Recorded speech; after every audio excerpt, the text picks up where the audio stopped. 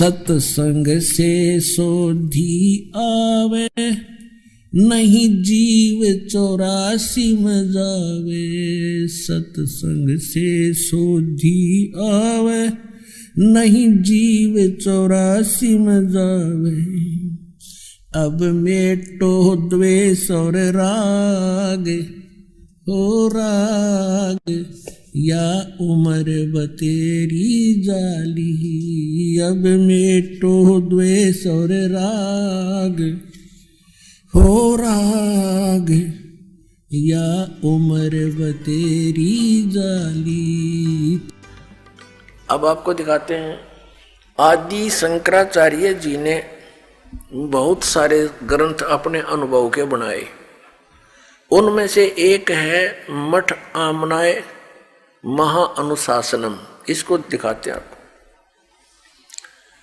यह है मठ आमनाय महाअनुशासनम, आदि श्री शंकराचार्य विरचितम। आदि शंकराचार्य जी द्वारा इसकी रचना की। ये है आदि शंकराचार्य।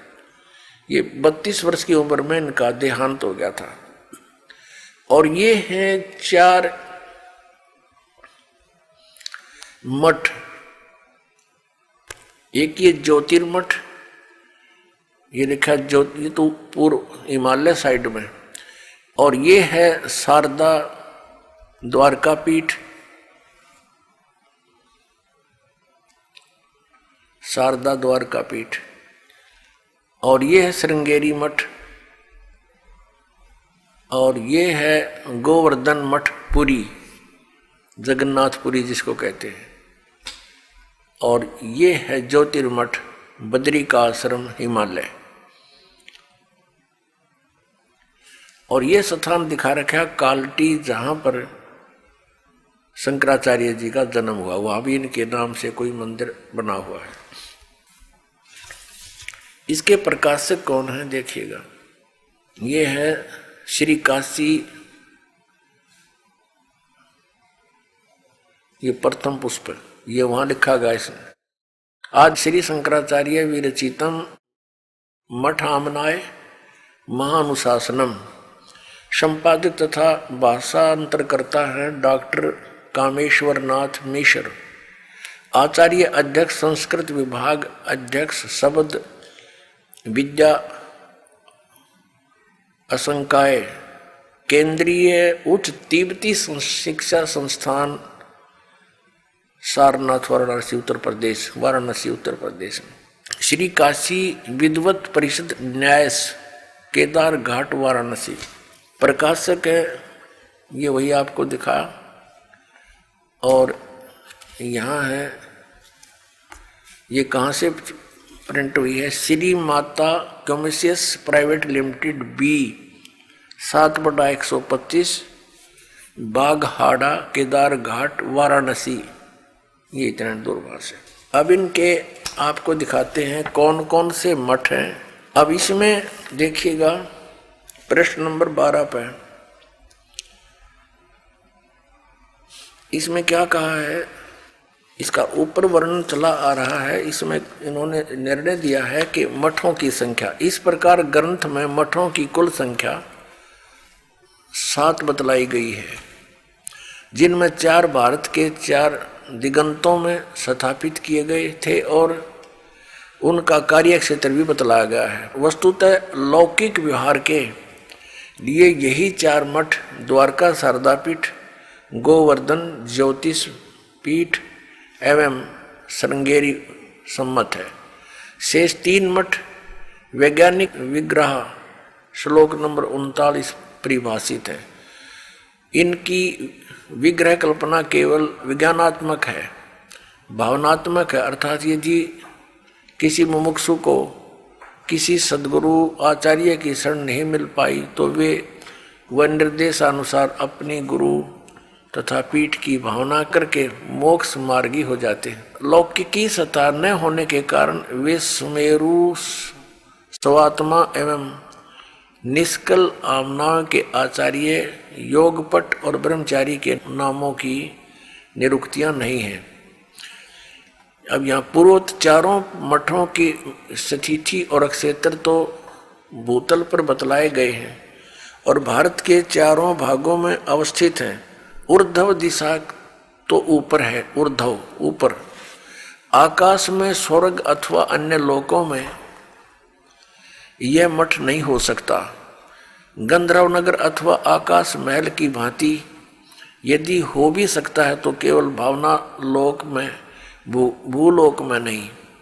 इसी प्रकार चारों मठों के ऋग्वेद, यजुर्वेद आदि 4 वेद बतलाए, अथर्ववेद और सामवेद गए हैं। ऊर्ध्व आमनाय सुमेरु पीठ के लिए निर्धारित वेद सूक्ष्म वेद श्लोक नंबर 42 है और चारों वेदों के अतिरिक्त इस नाम का कोई वेद सनातनी जगत में नहीं है। अब इसका कहने का भाव ये है कि जैसे 4 वेद हैं और एक पुस्तक है,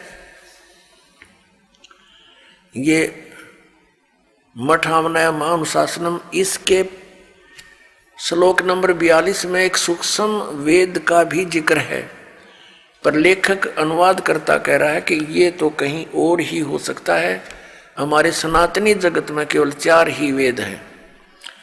अब हम आगे आते हैं। अब इन चारों मठों पर पूरे हिंदू धर्म को ज्ञान दिया जाता है और जो आदि शंकराचार्य जी के द्वारा स्थापित हैं, उनके द्वारा दिया गया ज्ञान है, वो किन किन मठों में कौन से वेद का पाठ होता है और कौन से देवी देवता की पूजा होती है, ये वर्णन दिखाते हैं। देखिएगा, पुस्तक वही है, पुस्तक ये वही चल रही है, मठ आमनाय महानुशासनम, पृष्ठ नंबर 33 पर शारदा मठ आमनाय, ये शारदा मठ के विषय में है। इसमें क्या बताया है, आदि शंकराचार्य द्वारा स्थापित पहला आमनाय पश्चिम दिशा में है, जिसको शारदा मठ कहा जाता है। ये आपको यहाँ दिखाया था, ये है शारदा मठ, ये वाला शारदा मठ द्वारका, द्वारका वाला, जिसको शारदा मठ कहा जाता है। इसका कीटवार संप्रदाय है, तीर्थ और आश्रम इसके सन्यासियों के पद अर्थात योग पट हैं। अच्छा, अक्षेत्र देवता देवी और प्रथम आचार्य यहाँ लिखे हैं इसके बारे में। इस अक्षेत्र का नाम द्वारका है और देवता सिद्धेश्वर हैं, सिद्धेश्वर, और देवी भद्रकाली है तथा आदि आचार्य विश्व रूप सुरेश्वर आचार्य, ये प्रथम थे जो उन्होंने स्थापित किए, सुरेश्वर आचार्य। और इसमें देखना ये क्या लिखा कि निर्मल तीर्थ गोमती है, यहाँ स्वरूप नामक ब्रह्मचारी साम वेद का वक्ता कहा गया है। इसमें साम वेद का ही पाठ होता है। आगे देखो, ये वही चल रहा है, उसी के बारे में चर्चा चल रही है ये। और इसका महावाक्य क्या है, ये प्रश्न नंबर 35 पर हम आगे हैं। इस शारदा पीठ का महावाक्य है, महावाक्य में गोत्र है।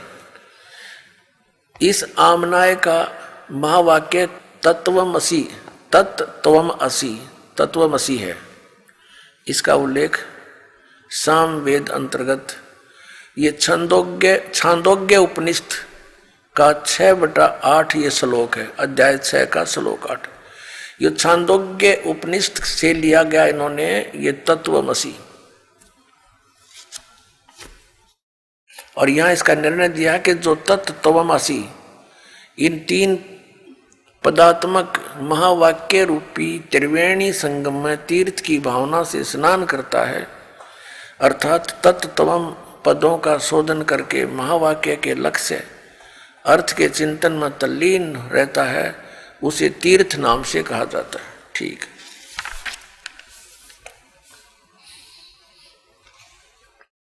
अब ये है गोवर्धन मठ आमनाए। गोवर्धन उस मठ के बारे में जानकारी है। इसमें गोवर्धन मठ माना जाता, यह है कि दूसरा आमनाए पूर्व दिशा में वह गोवर्धन मठ माना जाता है। यहां देखेंगे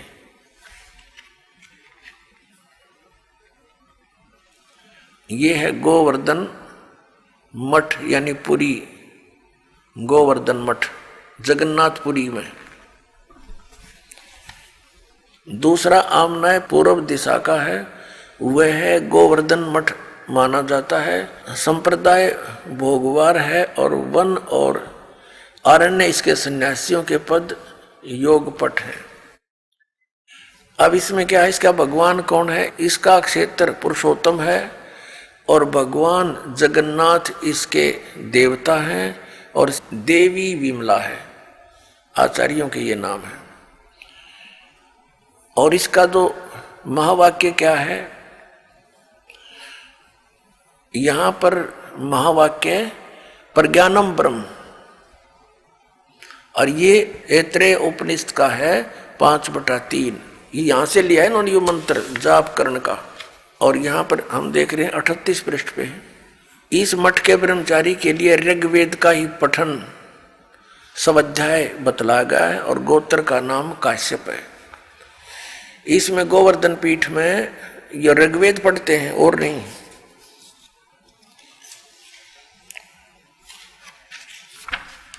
अब ये ज्योतिर्मय ज्योतिर्मठ आमनाय, इसका दूसरा नाम, तीसरा आमनाय उत्तर दिशा का है जो कि ज्योतिर्मठ है, अथवा उसका दूसरा नाम श्रीमठ भी कहा गया है। बद्री का आश्रम इसका क्षेत्र है। भगवान नारायण देवता हैं और देवी पूर्णागिरी जी है, पूर्णागिरी है।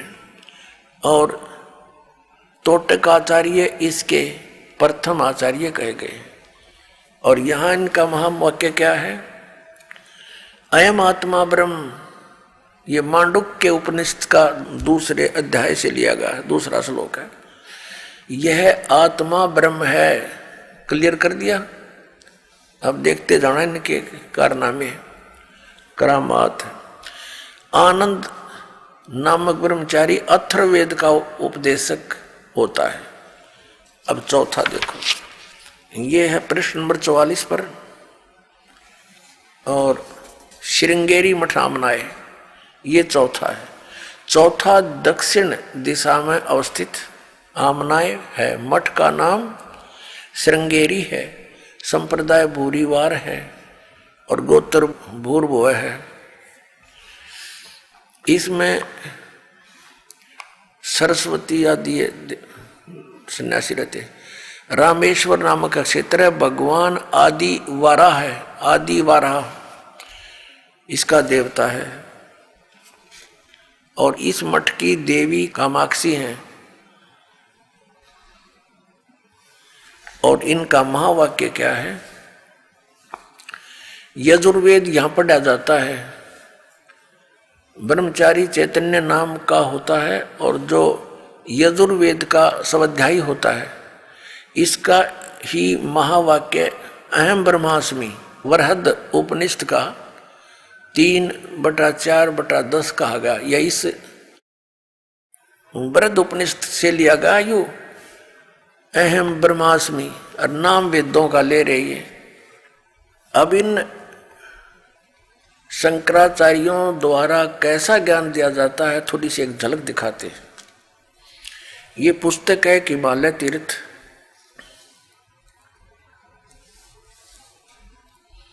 जेपी नंबूरी इसके ये लेखक हैं। हिमालय तीर्थ जेपी नंबूरी उप मुख्य कार्यकारी श्री बद्रीनाथ केदारनाथ मंदिर समिति,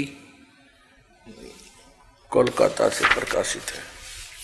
पहला प्रकाशन, प्रकाशक है रंजू चक्रवर्ती, क्षेत्र A/1, Bamacharan Roy road, Calcutta. Mudragiri print services Calcutta. ये ऐसे। अब आपको दिखाते हैं इसके, ये देखिएगा, ये पृष्ठ नंबर 42 पर हिमालय तीर्थ शंकराचार्य,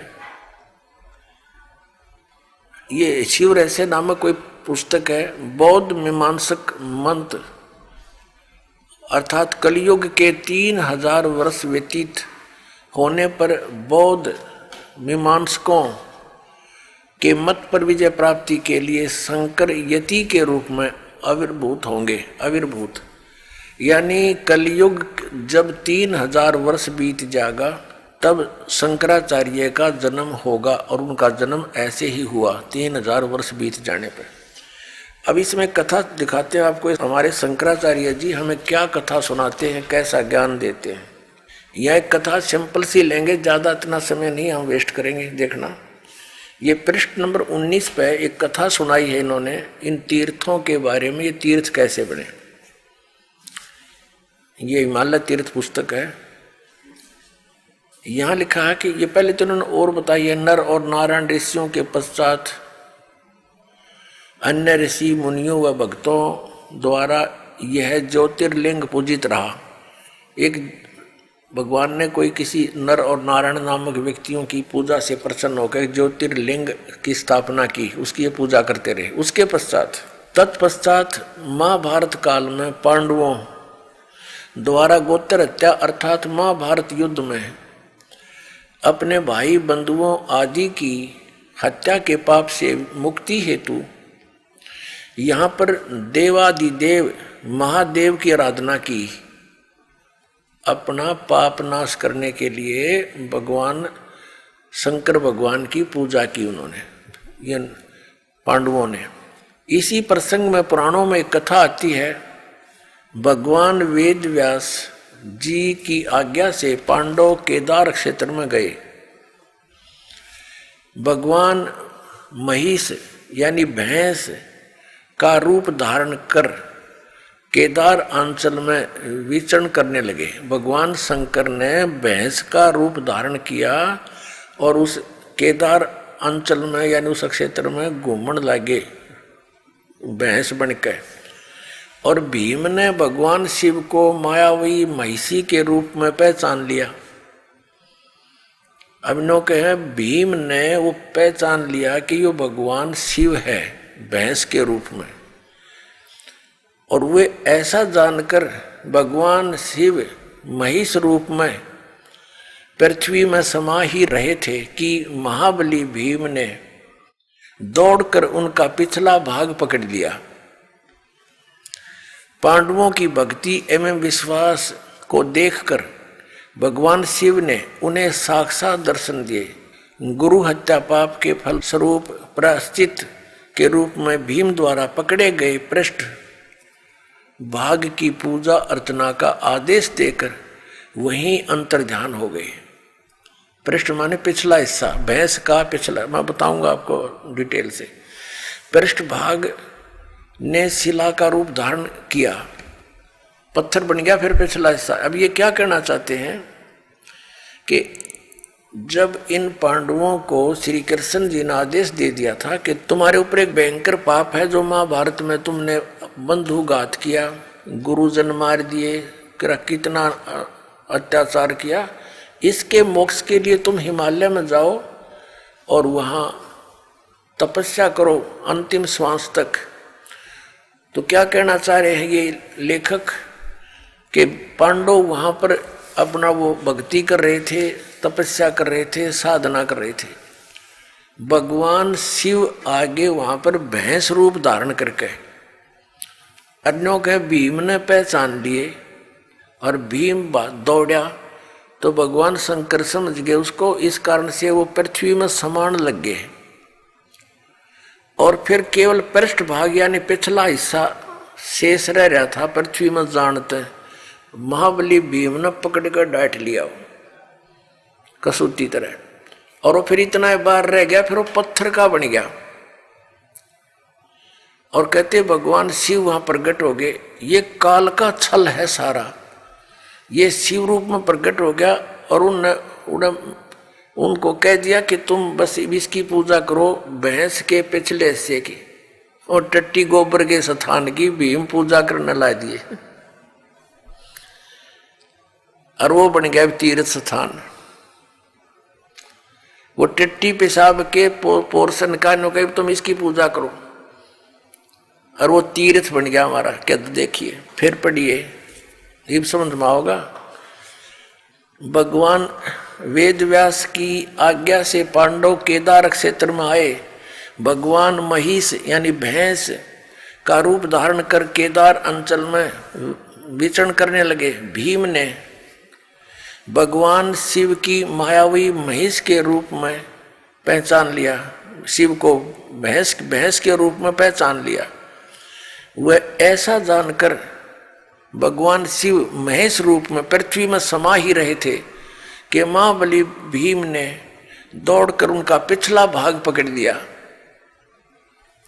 पांडवों की भक्ति व एवं विश्वास को देखकर भगवान शिव ने उन्हें साक्षात दर्शन दिए, और फिर गोत्र हत्यार गुरु हत्यार ये के फलस्वरूप प्रायश्चित के रूप में भीम द्वारा पकड़े गए पृष्ठभाग यानी पिछले हिस्से को की पूजा अर्चना का आदेश देकर वहीं अंतर ध्यान हो गए। पृष्ठभाग ने शिला का रूप धारण कर लिया, पत्थर बन गया वो पिछला हिस्सा, तो पांडवों द्वारा पूजित हुआ। पांडव लाग गए उसने टट्टी पेशाब के पोर्शन न पूजन। ये भगवान, ये थे हमारे शंकराचार्य जी का ज्ञान। ये देखो ये काल का जाल है सारा। आगे फिर जो भैंस रूप में भगवान शिव थे, कहते हैं वो पृथ्वी में समा गए, समाने लगे, तो पिछला हिस्सा तो भीम ने पकड़ दिया, वो उड़े डट गया।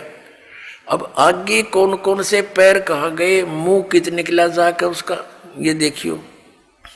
ये 19 पृष्ठ पे पढ़ रहे हैं हिमालय तीर्थ के। यहां आ गया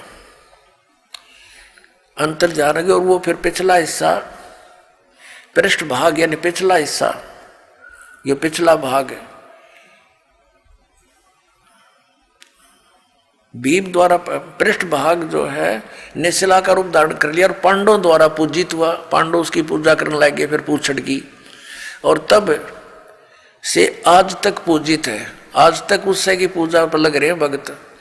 महिष का अगर भाग नेपाल में जाकर प्रकट हुआ, ओहो और जो पशुपतिनाथ के नाम से विख्यात हुआ। अरे वाह देवताओं, कहते हैं उस भैंस का अगला मुंह सिर उड़ा निकला जाके कहा, नेपाल में। ओहो, महेश का अगर भाग यानी अगला हिस्सा मुंह सिर नेपाल में जाकर प्रकट हुआ, जो पशुपतिनाथ के नाम से विख्यात हुआ। अब वहां पशुपतिनाथ के नाम से मंदिर बन गया, लोग वहां पूजन लगे। ये इन हमारे शंकराचार्यों द्वारा दिया गए ज्ञान पर आधारित पुण्यात्मा वो साधना कर रहे हैं।